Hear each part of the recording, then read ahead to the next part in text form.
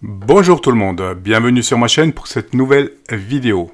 Aujourd'hui, on va parler du RT950 Pro de chez Ratel, qui est donc un poste à la base UHF VHF qui sort une dizaine de watts, mais il fait également la bande des 6 mètres en FM et à titre expérimental la bande des 10 mètres, 10 et 11 mètres en FM également. Donc on va voir ensemble toutes les caractéristiques de cette radio, en commençant comme d'habitude par le contenu de la boîte.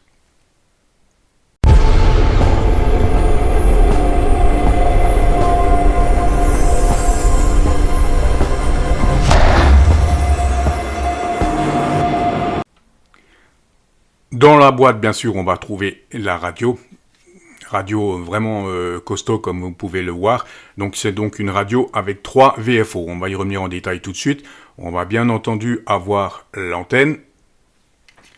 Le classique chargeur qui est en USB-C. Le kit USB-C adaptateur secteur. Le petit câble USB-C. Le clip ceinture. Et la petite bandoulière. Voilà pour le contenu de la boîte. Ça reste du classique. Et on passe tout de suite à la présentation du boîtier en lui-même. On passe tout de suite à la présentation du boîtier. Ça reste comme d'habitude un boîtier relativement classique. Avec 2 touches PTT et 2 boutons fonction programmable. Donc ce troisième bouton d'origine est programmé comme PTT pour le VFO3, mais vous pouvez le modifier, hein, bien sûr. Donc ces 2 boutons fonction, vous pouvez leur attribuer différentes fonctions, comme on va le voir. Hein. Ensuite, au niveau sur le dessus du poste, on a donc bien sûr l'antenne, le témoin, la petite diode émission et réception, le bouton pour se déplacer, le bouton central pour se déplacer dans les canaux et en mode VFO, et le bouton marche, arrêt, volume. De l'autre côté, le connecteur micro, donc c'est un connecteur un petit peu spécial, hein, comme vous le voyez, il faut un câble de programmation spécifique. Hein. Mais il existe des adaptateurs pour passer en Kenwood. Hein. Je vous présenterai ça dans une vidéo à l'occasion. Hein. Et donc on a un petit cache qui vient se mettre, qui est vissé, comme vous le voyez, pour garantir l'étanchéité. Hein. Donc voilà pour le boîtier, ça reste relativement classique. Ensuite, au niveau des touches de fonction principales, on va avoir la touche A, B, C qui va nous permettre de tout simplement, comme vous vous en doutez, de nous déplacer d'un VFO à l'autre. Voilà, comme vous le voyez, hein. A, B, C. On a la touche VM ici qui va nous permettre de basculer du mode VFO au mode mémoire. Et en mode mémoire, vous allez pouvoir vous balader dans vos différents canaux, bien entendu. Hein. Donc voilà pour ça. On a ici la touche OK qui est donc la touche menu. Donc je commence par vous présenter les différents menus. Donc cette radio, j'aime bien la présentation des menus. C'est bien organisé, c'est simple. Franchement, ça c'est un gros plus pour cette radio. Hein. Donc on commence, les onglets je les prends comme ils viennent. Donc menu. Donc l'onglet Vox, ça va être tous les paramètres du Vox. L'onglet Zone, vous allez pouvoir sélectionner ici, comme vous le voyez, démarrer en mode zone ou en mode full channel. Donc si vous êtes en mode full channel, vous avez tout simplement programmé vos canaux. L'histoire des zones, de la création et de l'utilisation des zones, j'y reviendrai dans une prochaine vidéo. Hein. Étant donné que les zones, il faut les créer avec le logiciel de programmation, le CPS. Donc je reviendrai sur cette histoire de zone dans une vidéo dédiée. Donc on avait le menu zone. Ici, on va avoir le menu VFO et channel. Donc c'est tous les paramètres de vos VFO. Donc A, B, C, ici quand vous êtes en mode canal, vous allez pouvoir définir le type de démarrage du VFO. Soit afficher le nom, soit afficher la fréquence, ou soit simplement afficher le numéro du canal. Hein. Comme vous le voyez, donc là j'affiche le nom du canal et la fréquence. Hein. Et le numéro du canal s'affiche ici en petit. Hein. Donc voilà, ça on l'a vu. Donc CTSS, DCS, pardon, vous vous en doutez, ça va être pour tout ce qui est le réglage des tonalités, comme vous le voyez.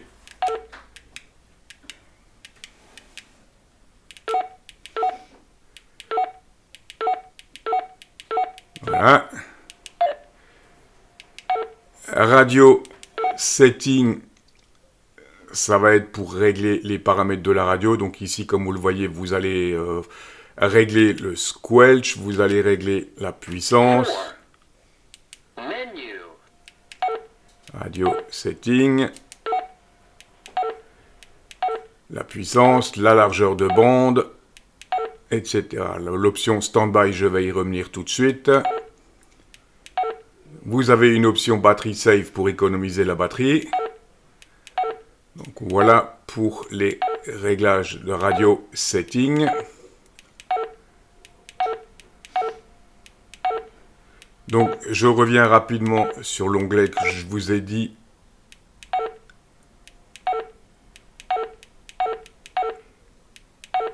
Ici, standby setting. Si vous activez cette option, on, vous serez en stand-by à l'écoute uniquement du VFO sélectionné. Voilà pour la petite précision. Ensuite, on continue. Donc, qu'est-ce que j'ai encore? APRS setting ici. Donc, je suis allé un peu vite. APRS setting, c'est tous les paramètres, bien sûr, du réglage APRS. Et c'est ici également GPS qu'on va activer notre GPS. Vous avez ici tous les paramètres du GPS, la position, l'heure, la distance, etc.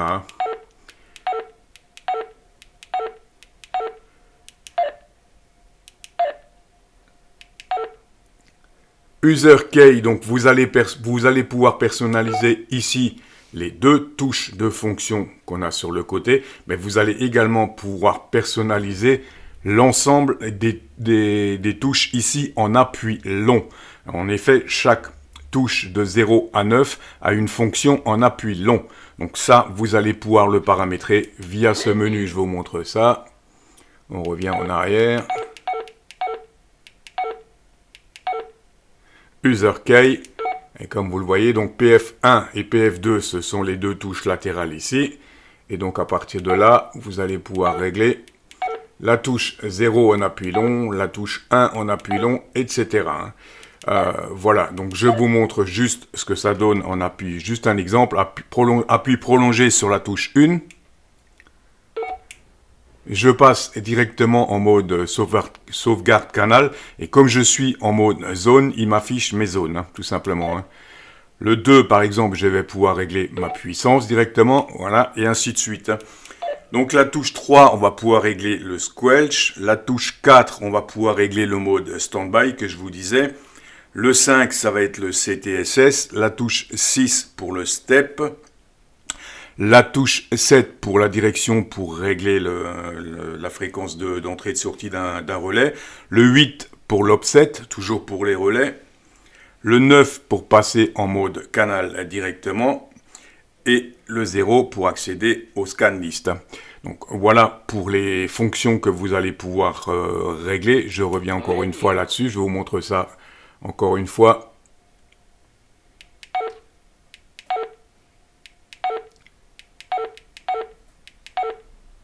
User Key, toutes les fonctions que vous allez pouvoir attribuer. Donc je sélectionne par exemple la touche 0 et voilà toutes les fonctions. Donc vous allez pouvoir afficher directement la PRS, la Bluetooth, ScanList, le mode radio, Vox. Donc radio, c'est pour accéder à la radio onde courte directement, le mode recherche, etc. Spectrum. Voilà toutes les options que vous allez pouvoir attribuer à vos différentes touches.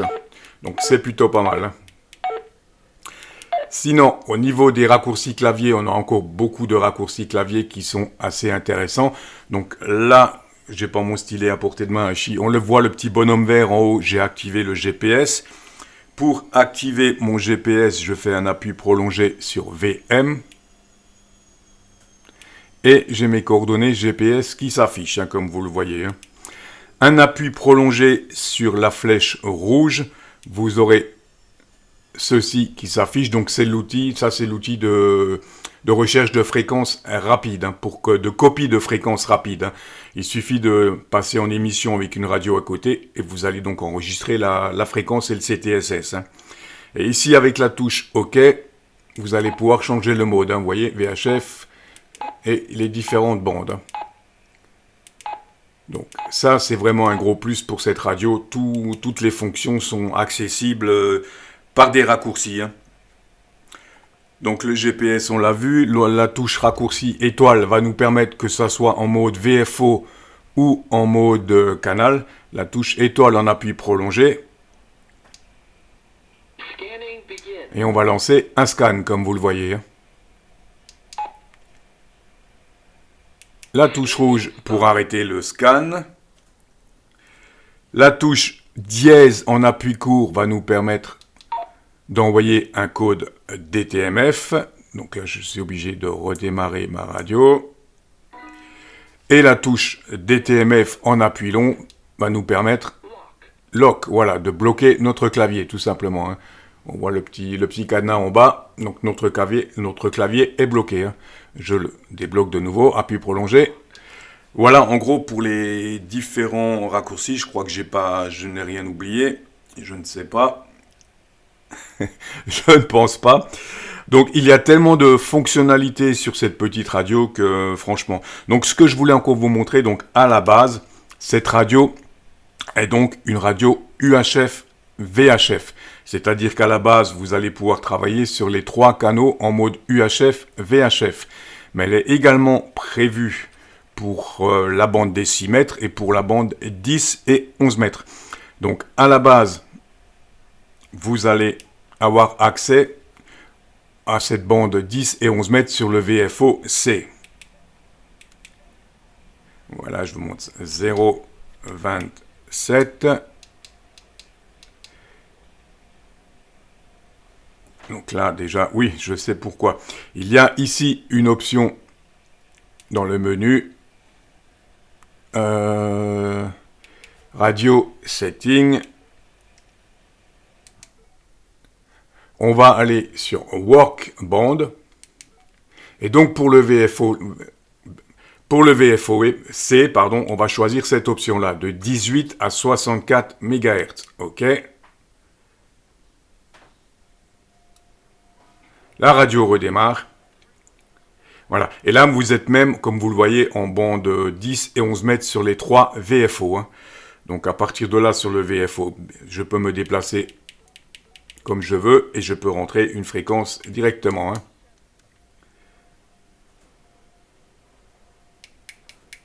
Comme vous le voyez. Hein. Voilà, 0, hop, j'étais un peu vite, 0,27, 137, hein, voilà, par exemple. Et vous pouvez émettre sur la bande 11 mètres avec l'antenne adaptée. L'antenne, vous allez la brancher sur le même port, il n'y a qu'un seul port d'antenne, que ça soit UHF, VHF ou 10 et 11 mètres. Hein. Ça sera le même port d'antenne. Hein. Donc, voilà, et je crois qu'on sort à peu près 2 watts. Hein. Donc, tout ce qui touche à l'utilisation de la bande 10, 11 mètres et la bande PMR, je vous ferai également une vidéo dédiée. Une toute petite précision, mais j'y reviendrai en détail dans une autre vidéo. Donc à la base, cette radio, je vous l'ai dit, est un poste émetteur-récepteur UHF VHF. Il a la possibilité de transmettre sur la bande 10 et 11 mètres, mais il y a une petite manipulation à faire pour accéder à cette bande 10 mètres. Et 11 mètres hein, pour l'ouvrir. Donc pour ouvrir cette bande, on va tout simplement appuyer ici sur la touche flèche bas et on va allumer notre radio. Et au démarrage de la radio,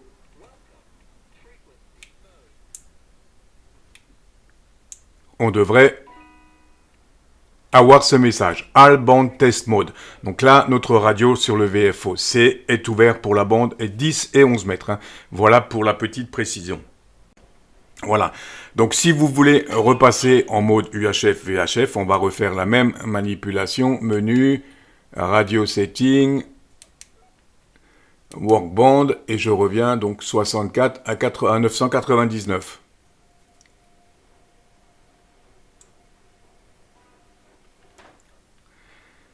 Et là, je suis de retour sur mes bandes UHF, VHF, comme vous le voyez. Cette radio dispose également d'une option récepteur onde courte two mode, AM, USB, LSB. Donc je n'ai pas encore fait de test vraiment approfondi. Je reviendrai également sur cette option dans une prochaine vidéo. Pour l'activer d'origine, on fait juste un appui court ici sur la touche de fonction. La radio se réinitialise. Et on est en mode onde courte ici, hein, comme vous le voyez. Hein. Donc avec la touche étoile, je pense que vous avez déjà vu le principe. On va se déplacer pour régler le step, la largeur de bande, les filtres, etc. Voilà. Et en appuyant sur OK, on va pouvoir sélectionner modulation, le type de modulation AM, USB, LSB, tout simplement. Hein. Voilà, je vous dis, je reviendrai en détail sur cette fonction dans une autre vidéo. J'avais encore oublié quelque chose, je suis en train de réfléchir. Je sais que j'ai oublié de vous présenter une fonction. Hein. Ah, ça va peut-être me revenir. Hein. Oui, la bande scope, l'option scope. Donc, la touche OK en appui prolongé. On va avoir la fonction scope en fonction de la fréquence sur laquelle vous êtes, bien entendu. Hein. Voilà pour la fonction scope. Donc cette radio a vraiment des fonctionnalités très intéressantes. Donc si je passe sur le VFO A, que je passe en mode scope, je serai en mode scope comme vous le voyez sur la bande aviation entre 130 et 132, hein, 131 700 pour être précis. Hein. Voilà pour la fonction scope de cette radio. Donc cette radio a vraiment des fonctionnalités intéressantes. Pour programmer une fréquence dans cette radio, rien de plus simple, vous allez pouvoir le faire manuellement. Donc vous basculez en mode VFO, vous rentrez la fréquence que vous voulez, vous allez dans Menu, VFO et Channel, OK. On va descendre et on va récupérer, on va aller dans Channel Memory tout simplement, voilà. Et si vous êtes en mode zone comme moi, vous allez d'abord sélectionner la zone et ensuite vous allez pouvoir choisir le numéro de canal. Si vous êtes en mode canal, vous allez directement pouvoir choisir le mode canal. Hein. Ensuite, il vous reste juste à rentrer par exemple le CTSS et les différentes options que vous voulez pour votre canal. Hein. Voilà pour la petite prise en main de cette radio. Cette radio est programmable en plus de la programmation manuelle. Il y a 3 façons de programmer cette radio. Je vous montre ça tout de suite. Pour programmer cette radio, comme je vous l'ai dit, il existe 3 façons, hein, plus bien sûr la programmation manuelle. La première façon, ça va être d'utiliser le logiciel de programmation fourni par Ratel. Donc on va sur le site Ratel et on récupère la dernière version, ici 1.2.1, comme vous le voyez, qui date du 1/12/2025. Donc vous récupérez ce CPS. Le CPS va se présenter comme ceci. Et à partir de là, donc, vous allez pouvoir programmer votre radio. Je reviendrai dans une vidéo plus complète où je vous présenterai ce CPS en détail. Donc voilà pour le CPS. Vous allez également pouvoir programmer cette radio en Bluetooth via une petite application que je vous présente ici dans cette vidéo-là. Je vous mets le lien en descriptif pour que vous puissiez regarder cette vidéo où je vous explique le fonctionnement et les paramètres de cette application qui vous permettent de programmer votre RT950 Pro en Bluetooth. On va également pouvoir programmer notre RT950 Pro via Chirp. Donc on va sur ce lien-là et on récupère ici, comme vous le voyez, le module Chirp pour le RT950 Pro, ce petit module Python. Et donc dans la vidéo ici, je vous explique la procédure. Donc dans cette vidéo, je vous explique la procédure pour le RT920 pour installer ce fichier Python sous Chirp. Mais la procédure est exactement la même avec le RT950 Pro. Et donc, grâce à ce fichier Python, vous allez pouvoir faire la programmation de votre radio avec Chirp. Voilà pour les 3 façons de programmer cette radio. Au moment où je vous fais cette vidéo, il existe déjà un nouveau firmware pour notre RT950 Pro, le firmware qui vient de sortir aujourd'hui. Donc, pour la mise à jour, je vous explique ça tout de suite. Donc, on va déjà vérifier dans le menu. On va aller dans le menu, je vous montre ça en gros plan, dans le menu à propos. Et on a ici la dernière version du firmware, comme on le voit. Donc je suis en version 0.23. Je remets ma radio en mode normal. Et on va donc récupérer le fichier ici, le 0.24. C'est une archive zip qu'on va dézipper. Une fois qu'on l'aura dézippé, on aura donc ceci avec un fichier exécutable ici, comme vous le voyez. RT950 update. Et on a ici le fichier BTF qui nous servira à faire la mise à jour de notre radio. Donc voilà pour ceci. Donc on exécute ce petit logiciel. On aura ceci. Je vous agrandis la fenêtre ici également pour qu'on puisse bien voir. Donc, dans un premier temps, on va aller dans le répertoire qu'on vient de télécharger, récupérer, vérifier. Donc, la version 0.24, le fichier BTF. OK, ça, c'est bon. Et on va sélectionner ici notre port COM, le COM 10 en l'occurrence chez moi. On vérifie que la radio soit bien en route. C'est la seule manipulation qu'on a à faire au niveau de la radio. Aucune touche à appuyer, aucune manipulation à faire, et on fait tout simplement upgrade. Et notre mise à jour est lancée. Comme vous le voyez, la radio vient de passer en mode upgrade. Donc, on la laisse travailler tranquillement. On attend que la manipulation se termine.